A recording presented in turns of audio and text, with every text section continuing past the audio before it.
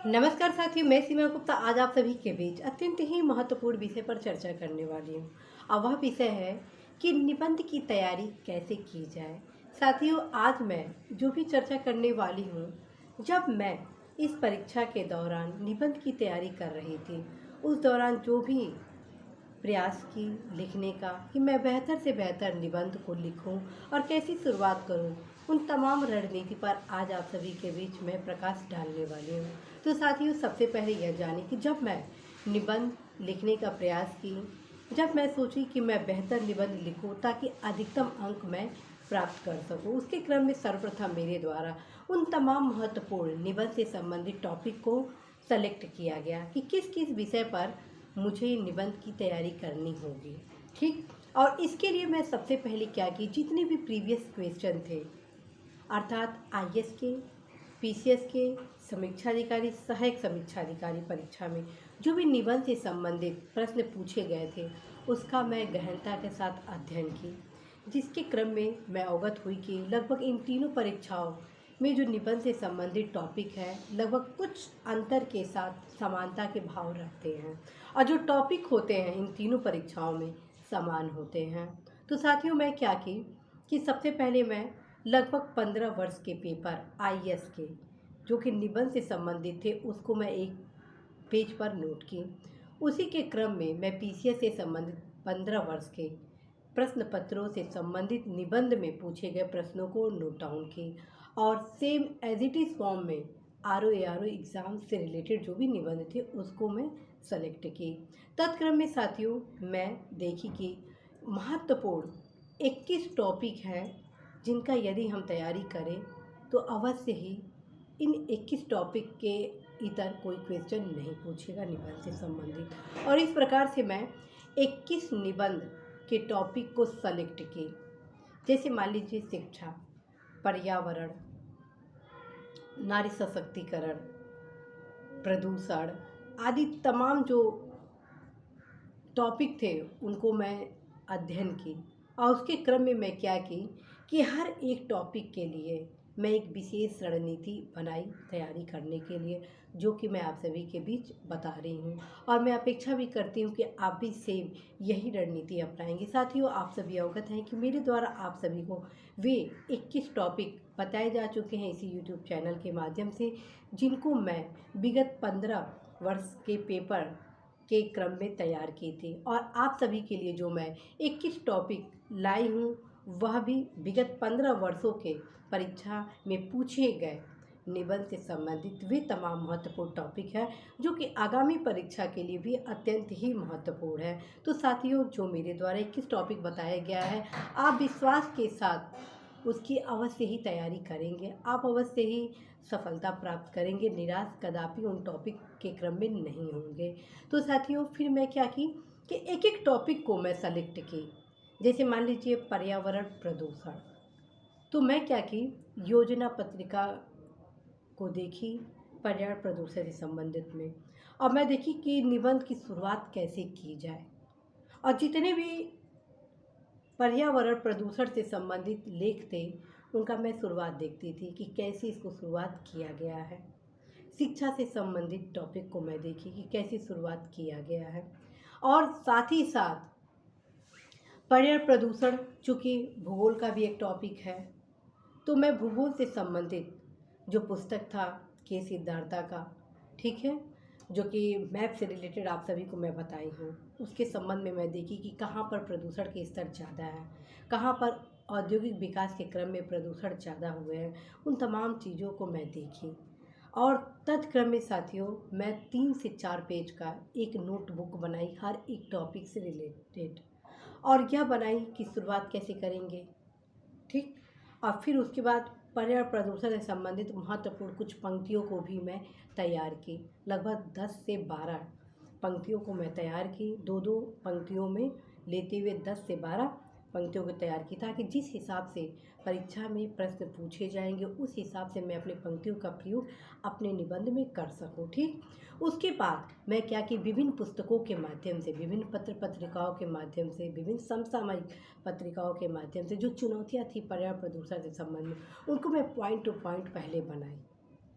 और इसी के क्रम में जितने भी सुधार के क्रम थे उसको भी मैं बनाई। जैसे बजट में आप देखेंगे कि जब बजट आता है उसके एक दिन पूर्व आर्थिक सर्वेक्षण प्रस्तुत किया जाता है। तो जब आर्थिक सर्वेक्षण प्रस्तुत किया जाता है तो पर्यावरण प्रदूषण को दूर करने के लिए जो सरकार द्वारा जो तमाम योजनाएं चलाई जाती हैं, जो विभिन्न विकल्प प्रयोग किए जाते हैं, उनका रूपांकन उन तमाम पुस्तकों में, उन तमाम समसामयिक पत्रिकाओं में होते हैं। लेकिन परीक्षा के दौरान आप इतना स्क्रिप्टेड वे में तैयारी नहीं कर सकते हैं। अतः मैं क्या कि एक पेज में जितनी भी चुनौतियाँ थी उसके समाधान थे उसको पॉइंट टू पॉइंट लिखना आरंभ कर दी। और तत्क्रम में साथियों जब ये सारी विषय सामग्री मेरी तैयार हो गई, अर्थात कैसे शुरुआत किया जाए, उससे संबंधित 10 से 12 स्लोगन महत्वपूर्ण पंक्तियों के माध्यम से, साथ में जो चुनौतियां हैं, जो समाधान है, साथ में भारत सरकार, राज्य सरकार द्वारा चलाई जा रही योजनाएं हैं, विश्व स्तर पर क्या प्रयास किए जा रहे हैं और मेरी क्या सुझाव हैं, इन सभी को मैं पॉइंट टू पॉइंट बनाती थी। और लगभग एक निबंध 3 से 4 पेज में इतनी ज़्यादा फैक्चुअल हो जाते थे कि आपको मैं क्या बताऊं। जब ये सारे फैक्ट आपके उस नोट्स में कंप्लीट हो जाए, फिर अब आप क्या करिए कि अब उसको कैसे विश्लेषण किया जाए, कैसे उसको एक दूसरे से कोरिलेट किया जाए। अब ये डिपेंड करता है आपके राइटिंग स्किल पर। जब आपका राइटिंग स्किल बेहतर होता है तो आप एक बेहतर निबंध को लिखने की कला डेवलप करते हैं। तो साथियों जब मेरे द्वारा इस सारे चरण को अपनाया गया, उसके क्रम में हर वीकेंड पर एक एक टॉपिक को लिखना आरंभ किया गया। और साथियों न सिर्फ मैं निबंध में अच्छा नंबर पाई बल्कि बहुत ही अच्छा नंबर पाई, जो कि निश्चित रूप से परिणाम रहा मेरे स्ट्रेटजी का। क्योंकि मैं क्रमबद्ध तैयारी की, क्योंकि मैं बहुत ज़्यादा किताबों का अध्ययन नहीं की, बल्कि तमाम महत्वपूर्ण पत्रिकाओं को समय समय पर मैं अपने क्रम के अनुसार तैयारी की। यदि आप चाहते हैं कि निबंध की तैयारी आप आरंभ कर दें तो इस आरंभ के चरण में आप क्या करिए, जो एक ही टॉपिक मेरे द्वारा बताया गया है पहले उसको आप लिख लीजिए किसी पेज पर, ठीक। फिर आप क्या करिए 21 यानी आपको 63 पेज का एक अलग नोट्स बुक बनाना होगा। हर 3 पेज पर एक एक टॉपिक से रिलेटेड आपको बिंदुवार फैक्ट लिखने हैं, ठीक। पहले आप क्या करिए, निबंध की शुरुआत कैसे करेंगे, 10 से 12 पंक्तियाँ स्लोगन के रूप में लिखेंगे। चुनौतियाँ क्या हैं, समाधान क्या है, भारत सरकार की योजनाएं क्या हैं, राज्य सरकार की योजनाएं क्या हैं, विश्व स्तर पर किए जा रहे प्रयास क्या हैं, और आपकी क्या अतिरिक्त जो महत्वपूर्ण सुधार हैं उसको भी आप जरूर लिखेंगे। इस प्रकार साथियों 3 पेज में आप सोच नहीं सकते हैं कि लगभग आप 2 से 3 पुस्तकों का समायोजन उस 3 पेज में आप समायोजित कर लिए हैं।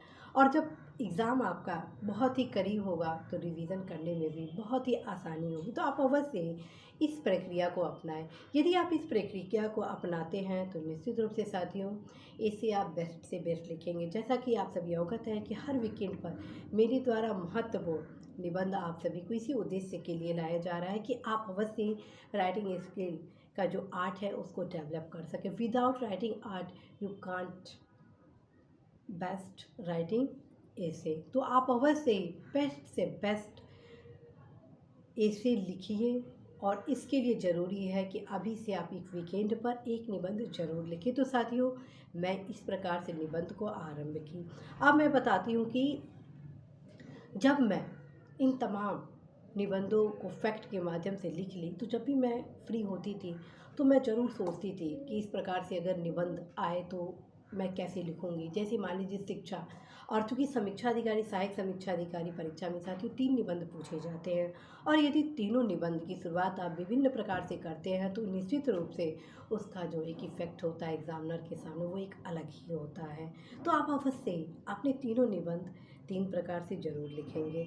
इस चीज़ का मैं पूरा प्रयास की कि मेरे तीनों निबंध 3 विशेषताओं से परिपूर्ण हो, और वही हुआ। तो साथियों पहला मैं जो निबंध लिखी वह मैं एक स्लोगन के माध्यम से लिखी। दूसरा मैं निबंध लिखी प्रश्नवाचक चिन्ह के माध्यम से कि क्या शिक्षा के बिना जीवन पूरा है। यह बात बहुत ही सत्य लगता है कि यदि शिक्षा है तो जीवन संपूर्ण है, और यदि शिक्षा नहीं है तो सब कुछ अधूरा है। शिक्षा से ही देश का सामाजिक, आर्थिक, राजनीतिक, सांस्कृतिक समस्त परिवेश परिपूर्ण हुआ है। और जहाँ जहाँ शिक्षा का स्तर है, उसकी संस्कृति बहुत ही विकासात्मक रही है। अतः यह कहा जा सकता है कि वर्तमान परिवेश में शिक्षा हम सभी के लिए बेहद ज़रूरी है। शिक्षा के माध्यम से ही व्यक्ति मानव संसाधन के रूप में निरूपित होता है। इस प्रकार से साथियों, मैं बराबर सोचती रही कि कैसे मुझे निबंध की शुरुआत करना है। अगर टॉपिक से रिलेटेड जो भी निबंध होता था उससे मैं कैसे स्टार्ट करूं।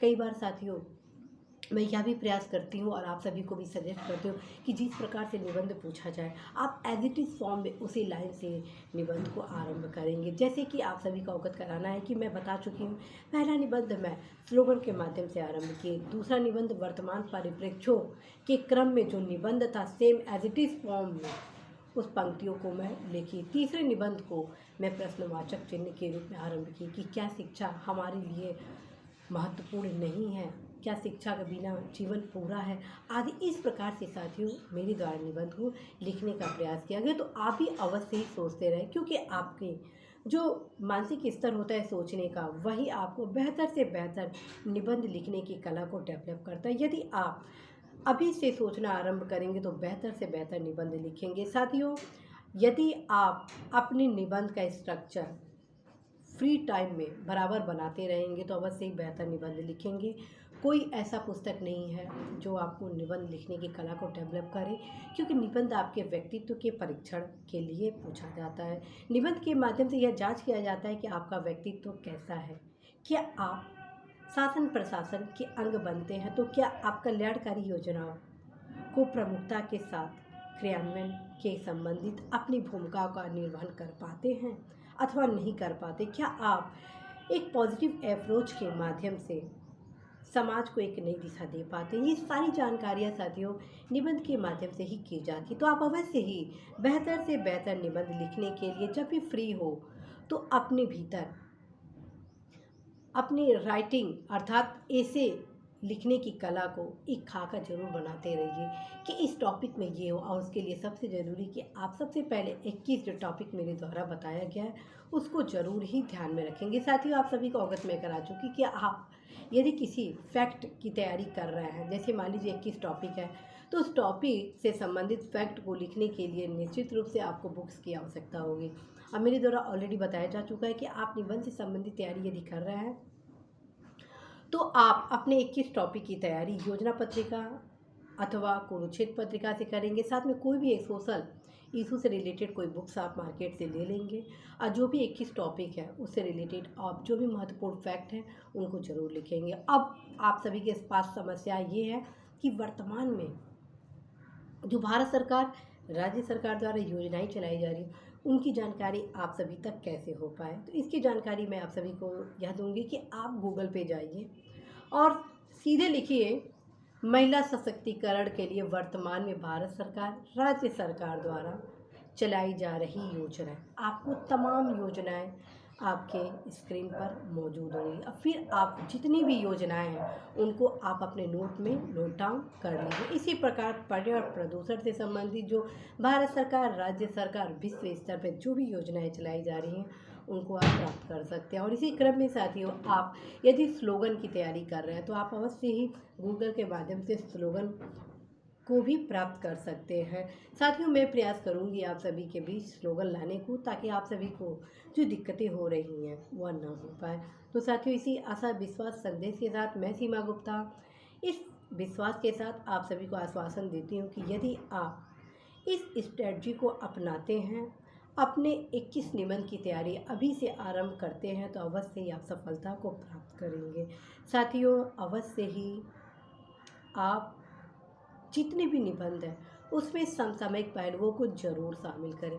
आपके समसामयिक पहलू को शामिल करने के कारण आप एक बेहतर निबंध जरूर लिखेंगे। और मुझे पूर्ण भरोसा है आप सभी प्रतिभावान ऊर्जावान युवा साथियों पर कि आप अवश्य ही इस परीक्षा में बेहतर अंक के साथ न सिर्फ सफल होंगे बल्कि बेहतर रैंक भी लाएंगे। नमस्कार।